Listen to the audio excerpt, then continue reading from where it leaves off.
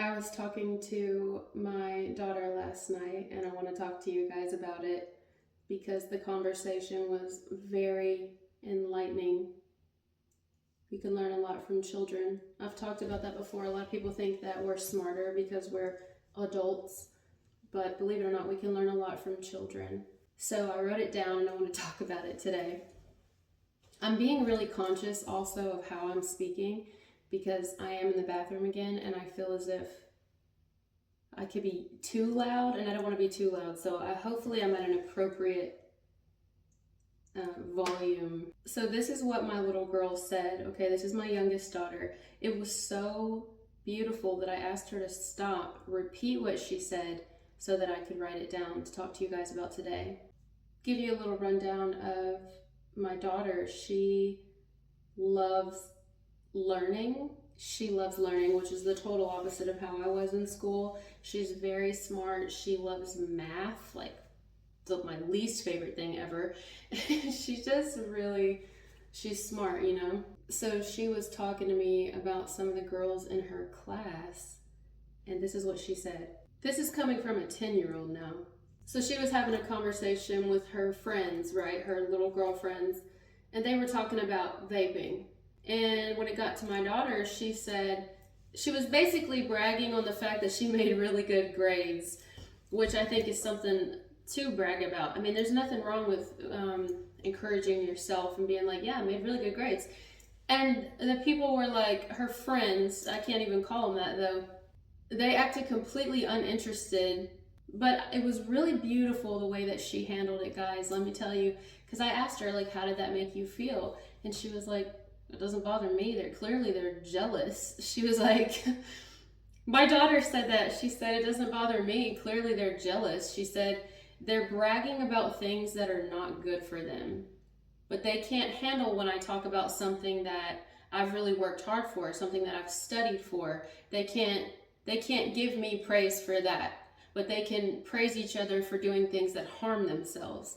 I mean, she's like way smarter than me. And I'm like, wow. So I had such a very pivotal moment last night, realizing how open her soul is and how less programmed she is than I was. You know, she sees things a lot earlier in her life here as a human than I did, and even than I do. I mean, she's learning things now that I'm learning now. Like, she's learning things now that I'm learning now, and I'm 35. Or the body I'm in is 35.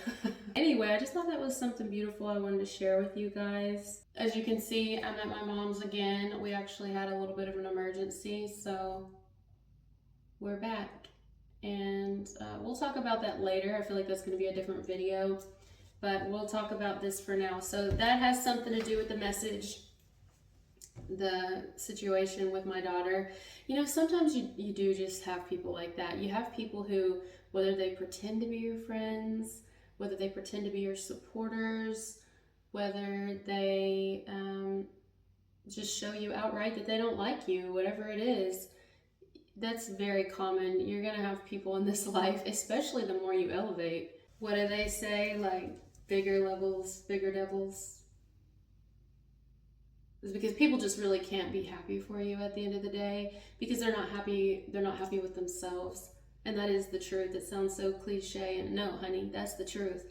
People just, they can't be happy for you. And then if you do something that is good, like, I've had people make fun of me for being sober, and I'm not kidding, at a workplace, literally. Like, they think it's funny, they make little jokes and stuff, and I'm like, what's funny is y'all all know what y'all are doing, whether it's bad for your health or not, or just outright illegal, but y'all are laughing at me.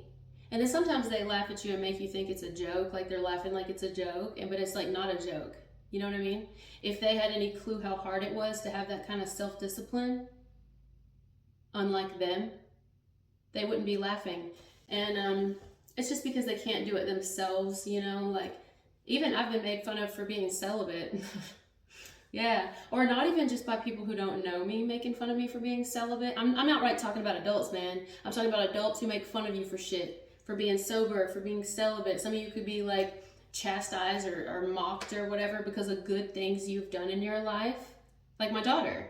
But also then I've had people like exes who I've, one in particular ex who we made little videos together because we were together in a consensual relationship and we loved it. But I've had them try to do some stuff with my images because they're jealous, because they're like, look, she's not celibate. And it's like, that was years ago when I was with you. And because I'm so fucking traumatized, definitely not doing that again. So it's like they don't want you to do better. They don't want you to do better. They want the world to see you how they see you, or they want to like make fun of you. They think you think you're better. Some people think that you think you're better because you have self-discipline. Like, what kind of shit is that? People think that you think you're better. It's all what they think, though. It's not a reality. They think that you think you're better all because you have more self-control. Some people don't like you or get mad at you because they feel like you're just trying to be extra. You know what I mean? Like, they feel like you're just trying to be extra. Like, surely that's not genuine. And it's like, no, honey, I just have a fucking personality. Yeah. It still exists out here, It's just crazy to me, like. But the fact that my daughter sees that now at 10 years old and I'm 35, or my human flesh is 35, so I'm like, man, I should have learned that way before now. But I'm blessed that they're seeing things sooner in life. Also sometimes it's not even about that we learn things as we grow, but it's also about unlearning things. It's about unlearning what we've learned to believe, we unlearning what we think is our reality, what has to be our truth and reality. It's an equal amount of unlearning in life and learning in life. It's an equal amount of being okay with being the teacher at times and being the student at times. It's a balance. The more that you stay focused on things and you have a conscience and you daily are mindful, the more you focus on mindfulness, it seems the more often that you receive persecution. Even some that you may never know about. It could just be done behind the scenes, but all in all, it's like, imagine how Jesus felt. You know what I mean? Like, actually being blameless, whether you believe in it or not. I'm just talking about the story of Jesus. Like, imagine how Jesus felt, or could have felt, if he thought like a victim. But he could have easily been like, well, fuck it then. I'm doing all this and I'm still getting persecuted for it. Like, I'm not even judging the people who are doing it. And sometimes people think you are judging them. Like, okay, example, let's say Jesus was going to hang out with some alcoholics. Some of them may be like, oh, the reason he's with us is because ultimately he's just trying to change us. He's just trying to change us anyway, then accept who we are. But it's like, no, this isn't who you are. This is who you think that you are, who you've been programmed to believe that you are. This is who you've learned that you are. But Jesus is trying to unlearn you. Jesus is trying to unlearn you. But because somebody isn't ready to be unlearned, because they don't want to quit what they're doing, they make it as if the other person is just trying to change them or just being holier than thou. They're not really better. They're not really, they're only saying it because they're trying to show like, oh, look what I don't do, but look what you do. And it's like, if that's the case, I would just go hang out with a bunch of people who also don't do it. I don't have to be here with you. You know what I mean? Like, some of you could have been persecuted. Let's say it's at a workplace. Whether people were making it like it was a joke or not, or making it like outright like making fun of you. But I'm using it as an example. Let's say you were at a place of employment and you're all discussing something and you talk about how long you've been sober.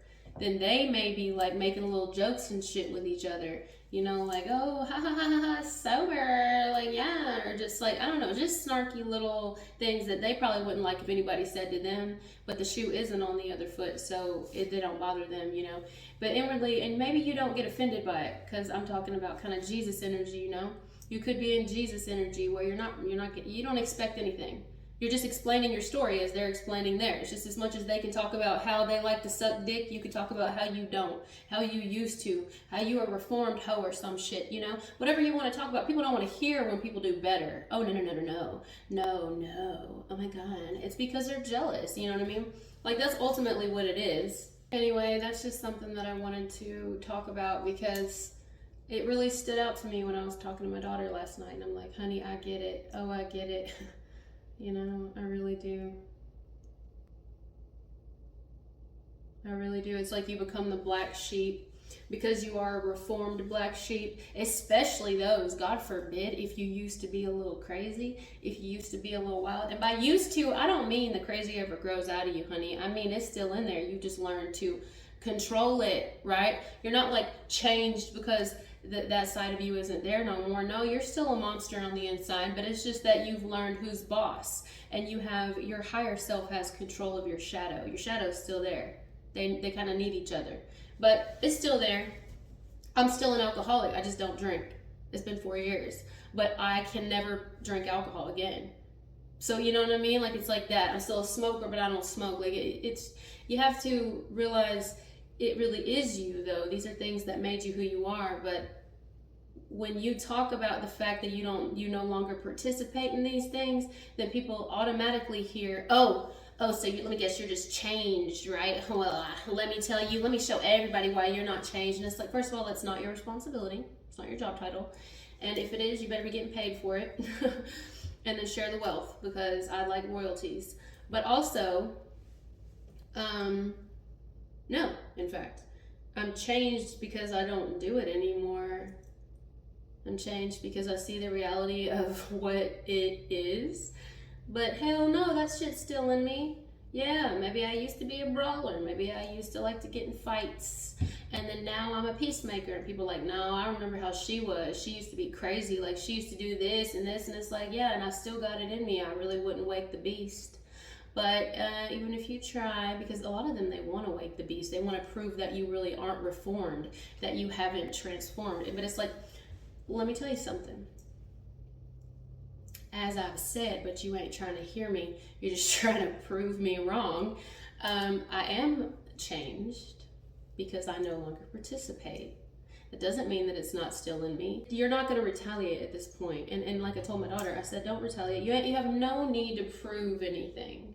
Let them think like that. And she said, you know, Mom, it's actually really funny because a girl was talking to me. It was in the same time frame, and she said the girl said a cuss word, and she came back with a smarter word, right? Like a word you read in a book, and it offended the girl because my daughter had a wider vocabulary than the girl did. She could only use cuss words for her, and I'm like,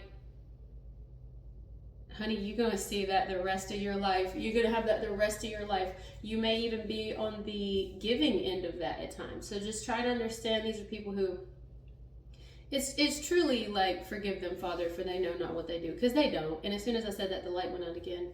We know that light tends to do that. Also perfect timing for it to do that, because I think it's trying to make a point here. I need to go check on my grandma. So I'm gonna get off here. I appreciate you guys being here with me today. It was a really nice chat. I feel like there was so much more I need to say, but I'm a little distracted. As I said, or maybe I thought I said it. I had to come over here for an emergency. So I'm gonna just get off here and make sure everything's straight. And yeah. All right, guys, thank you so much for being here, and I'll talk to you later. Bye.